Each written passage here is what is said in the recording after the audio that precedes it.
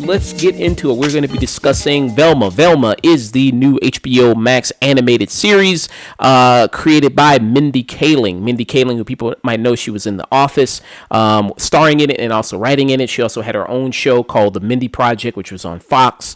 So here in the show, Velma, it is based off of the character of Velma from the Scooby-Doo series. Scooby-Doo, and also has other Scooby-Doo characters like Daphne and Fred and Shaggy, who in this show is not named Shaggy, is Norville.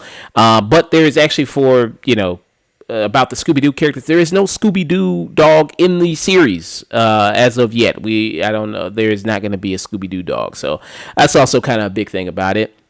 But this is supposed to be a more harder, edgier take on the Scooby-Doo franchise, bloodier, more raunchier, cursing, things like that. So this ain't your daddy's Scooby-Doo, I guess is one of the big selling points of this. And obviously this is getting a lot of attention online. You know what I mean? A lot of people have been talking about, like, people said this is the worst animated show ever. This is the most unfunniest show ever. It's getting criticisms from all different sides. It seems like nobody's really loving this show, as far as most people are not really loving this show as far as what I can see. So the first 2 episodes premiered this past Thursday. That came out. I watched them. We all watched them. And the basic kind of setup here is you have Velma. There's a serial killer that kind of is going around in the school, and this takes place in high school. And it's Velma is trying to do her best to investigate who the serial killer is. Meanwhile, while she's doing that, Fred is the one being implicated in the murders. Fred, who's voiced by Glenn Howerton, who people might know, he was in It's Always Sunny in Philadelphia, who I actually think is a good choice to play Fred for what you're doing with that character, given how his character, if you know him as Dennis in It's Always Sunny in Philadelphia, he's like a psycho. I mean, he's a complete sociopath almost. The joke with Dennis Reynolds is not whether or not he's a sociopath. The joke is whether or not he's a serial killer. Yeah, which I get kind of works if that's what you're doing with the Fred characters. I think that's good casting with him. You have Constance Wu, who's Daphne. You have Sam Richardson. Constance Wu, people know she was in Crazy Rich Asians. He was also in Fresh Off the Boat. And then you also have Sam Richardson, who's Norville. People know as Shaggy. Sam Richardson, he was in Veep for a while. He was also in Werewolves Within, which is a video game property we're going to be talking about pretty soon, upcoming. And he was also in the Hocus Pocus 2. He was also in that as well. Is one of the characters there. So he voices Norville. And I think a lot of things about this show, seeing people talk about, trying to talk to different people about why they didn't like the show, or even if they did somewhat like it, what were some of the things they did like about it. It seems, one of the common complaints about the show is that it very much is, it feels like such an insert, like Velma is such an insert for Mindy Kaling. It is very much that, she's kind of taking it, just taking the Velma character and just putting herself in it. And also just the characterization of all these different characters. Like, this feels nothing like the Scooby-Doo characters that we all know from, the various times that we watch so many different adaptations of Scooby-Doo, which has been around since the 60s. I think where the first Scooby-Doo series premiered. So it's been around for multiple decades. And it has seen different mini incarnations of it, where we've seen kind of many different things and shows and movies of it. And I think a lot of people have talked about how this show doesn't, really capture the spirit of any of those things. So I'm going to go around, pass around, see what some of these other guys think about the series. Hunter, what were some of your thoughts on Velma? Who cares? Like, why is this? Okay, so I've been a big Scooby-Doo fan. Like, I remember watching Scooby-Doo on TNT at 5 a.m. just to date myself a little bit. Scooby-Doo was my shit growing up, and it's still something that I've constantly, it's been in my rotation. There's that great Scooby Supernatural crossover that if you want a darker version of Scooby-Doo, watch that episode. It's well worth your time. But this isn't funny. That, like, at the end of the day, that's its biggest crime. Is that it's just not funny. I was I watched the first couple episodes. I think I got one laugh, like one really hard laugh, and there's this joke about Bakersfield that I thought was actually really funny. Just being from Bakersfield, I was like, okay, that actually got me. But there's this joke that Velma says where she's like, "Oh, I'm edgy and tell it like it is, like before the Me Too era," and I was just like, "Oh Christ!" It's shit. It's comments like that to the point where it's a chore to get through. It thinks it's being so edgy, and it's made even worse because Harley Quinn is on HBO Mm-hmm. Max, and that's clearly what it's going for. It's clearly going for like a Harley Quinn Daria kind of hybrid. I would Mm-hmm. actually bet money that's how it was probably pitched, Mm. and it just comes across so hollow. And Mm-hmm. Velma's just a bitch for the sake of being a bitch. Like that's it. Like in the show's like not honest about it. Yeah. Like So, see, this show's version of Velma is basically just Liz Lemon in high school, where her entire yeah. adult life she portrayed herself as the nerdy underdog, and every single jock in high school was the asshole. When no, really, you were the fucking bully. Mm. Yeah, and the shit like, and there's this weird thing where her dad's like this woman that's gonna like have his kid. There's like this weird pregnancy joke with like the kid moving in the womb, and that's like Mm-hmm. 5 minutes in. I went, all right, I don't know why this is here. Like there's just so many jokes where I kept going. This, why? That's what I just kept saying out loud. There's a whole thing with Fred not going through puberty yet, and so his dick is small, and that leads to nothing. Like that's and the thing is, these are high schoolers too, and Mm. there's this scene of all the high schoolers very barely covered, Mm-hmm. and for no reason. There's no reason for it to be a shower scene outside of this random girl falling off her locker. But yeah, there's just so many moments like that where I went, why is this in here? And there's a whole thing with Velma seeing ghosts and having visions, and they kind of just wave that away, or she just goes, "Oh yeah, I figured out that I don't have to feel guilty about this." But then the show goes, "Oh no, she still is struggling with it." And then Velma's like, "Oh, it's crazy. I thought I was gonna just wave this off." And it's like, well, that's what you told me you're gonna do, show. Mm. It just keeps doing shit like that. So it's a very frustrating show to watch. Mm-hmm. Mm. Yeah. And Hunter, you make a good point because that's what I thought of, like the Harley Quinn animated series, which is on also on HBO Max. And this is the Velma series is what I thought the Harley Quinn series was going to be. Watching the trailer for Mm-hmm. it, because I was like very try hard, very edgy. A lot of cursing just to curse. But when you actually watch the show, a Harley Quinn show, it's like these are actually filled with really good characters. It's very funny. It knows how to really write Yeah, good humor.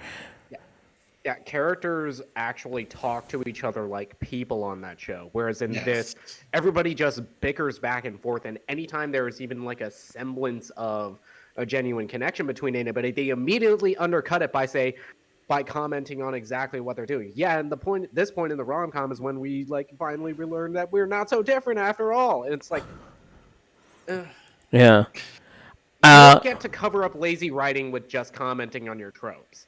yeah. Yeah. And I know that Nick, I know you watched the Mindy Project. So I don't know if you can speak to if this is very common with Mindy Kaling's humor and everything like that. I've just mainly seen her stuff when she was on The Office and the stuff she wrote Mhm. there. But I don't know if you can comment on that and your thoughts on the Velma series there. So for me, Mindy Kaling is one of those writers where she is very, very, very hit or miss. Occasionally, because I was not a big fan of the Mindy Project. I think any love that show gets, it's mostly carried by the performances of the actors, especially Ike Barinholtz, who is one of the great comedic sitcom leads of like the last 20 years. But Mhm.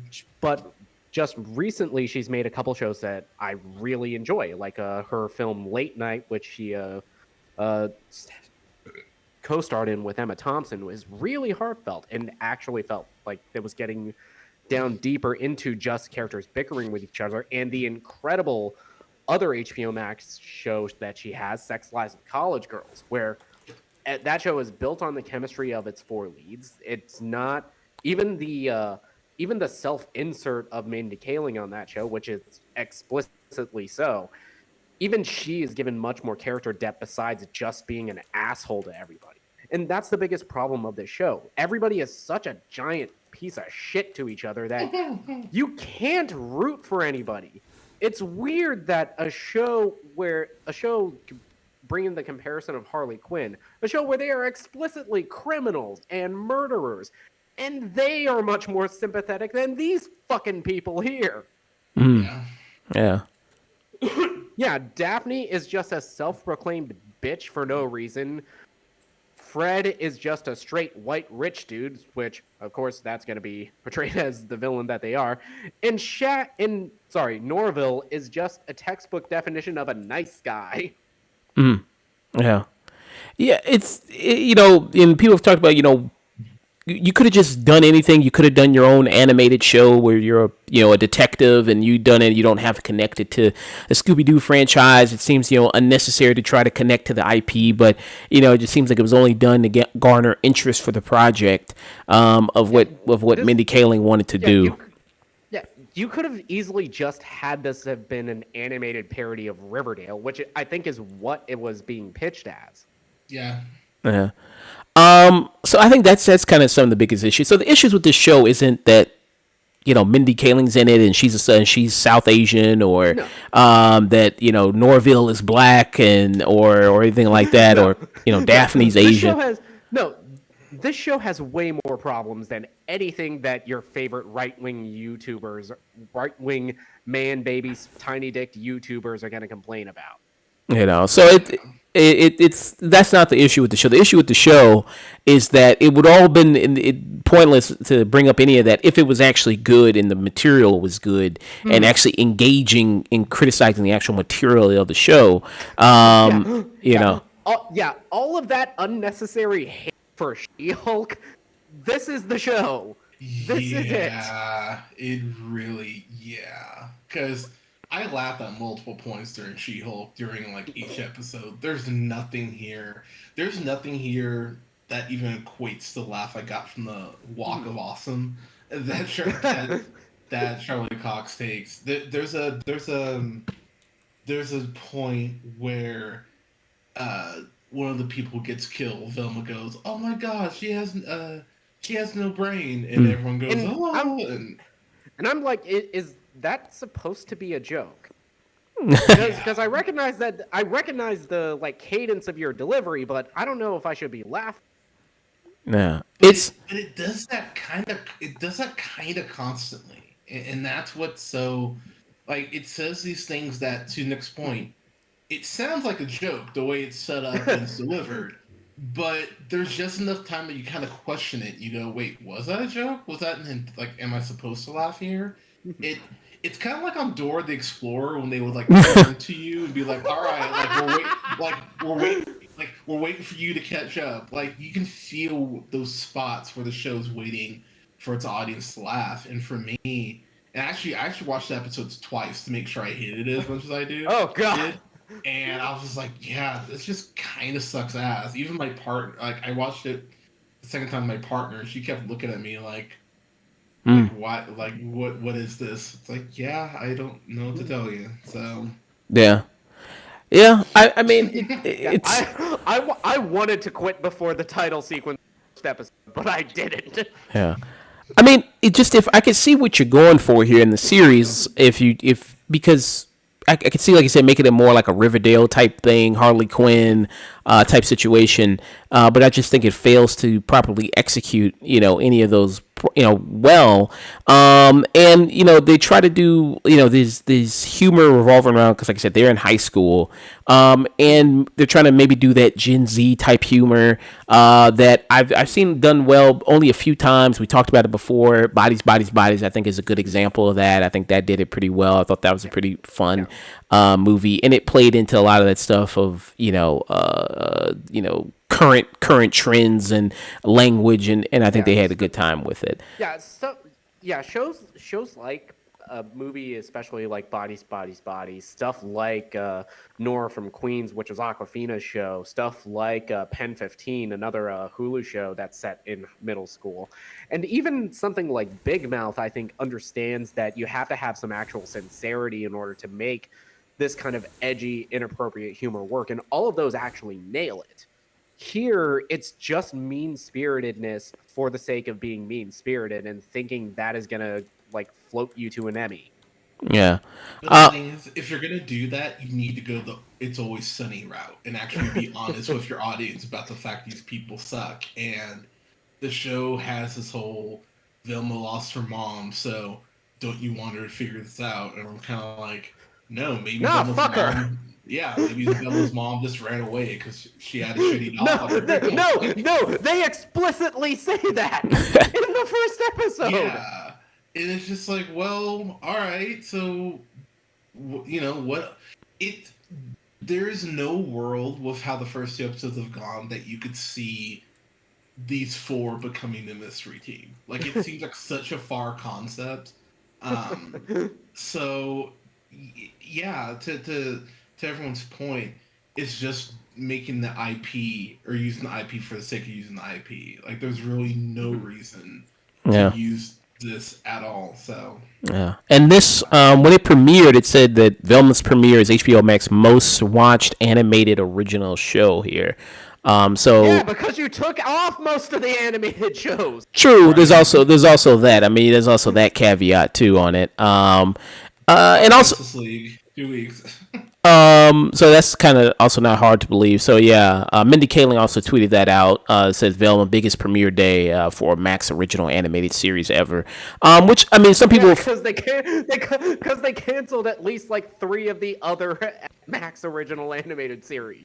which isn't. I don't think that's hard to believe since this is getting a lot of conversation online and a lot of people talking about it. A lot of people maybe hate watching it out of curiosity, things like that. So I don't think that's hard to believe that this is very highly watched. Will it probably decline as it goes on? People just goes like, okay, well, my curiosity has been quenched. I'm done. I don't want to watch anymore. Probably that's what's probably going to be the case. But there's talks of like there's supposedly rumors talks. Warner Brothers has already greenlit it for a season 2. So I don't know how true that is, but it's already talks of that. Like they already greenlit it there, but yeah, I don't know how true that is. But yeah. So, any last words, Hunter, at all for Velma? Could it get better? You think it could get better? I don't. Okay, so I think it's 10 episode season. I think it's 8 episodes or 10 episodes. I think. I think it's 10. Let me see.